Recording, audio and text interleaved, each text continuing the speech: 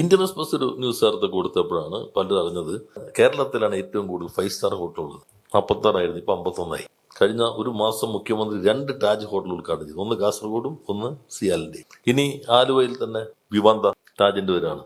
എറണാകുളത്ത് തന്നെ 2 ITC വരുന്നുണ്ട്, 2 ഹിൽട്ടൺ വരുന്നുണ്ട്. അപ്പൊ ചിലർ പറയും ബാറിന് വേണ്ടി കൊടുത്തോണ്ടായിരിക്കും. ഇവിടെ നമ്മൾ അങ്ങനെ അപ്പൊ ഇതൊന്നും ബാറിന് വേണ്ടി വരുന്നല്ല. ടാജും ഹിൽട്ടണും ടാജിന്റെ 20 പ്രോപ്പർട്ടി ഉണ്ട് കേരളത്തിൽ. അതെനിക്ക് ആ ഉദ്ഘാടന പ്രസംഗം ഈ സിയാലി പോയി പൗല പറഞ്ഞു. ടാജിന്റെ Taj Vivanta, Taj Gateway, Ginger 5-സ്റ്റാർ അല്ല, താജിന്റെ 20 പ്രോപ്പർട്ടി കേരളത്തിലുണ്ട്. ഇപ്പൊ ഞങ്ങൾ ശ്രീ ചന്ദ്രശേഖരനെ കണ്ടപ്പോ ബോംബെയിൽ ഒരു മണിക്കൂറോളം ഡിസ്കഷൻ ഉണ്ടായി. അദ്ദേഹം തന്നെ പറഞ്ഞത് വലിയ കൺവെൻഷൻ സെന്റർ ഹോട്ടൽ കോംപ്ലക്സ് വേണം കേരളത്തിൽ, ഞങ്ങളത് ആലോചിക്കുന്നു എന്നാണ് അദ്ദേഹം പറഞ്ഞൊരു ഭാഗം. ഇങ്ങോട്ട് തന്നെ പറഞ്ഞാണ്. കാരണം ഇപ്പോൾ ഉള്ളത് ഹയാത്ത് ചെറിയ പോരാ, കുറെ കൂടി വലിയ സംവിധാനം വേണം, വലിയ കൺവെൻഷൻ സെന്റർ.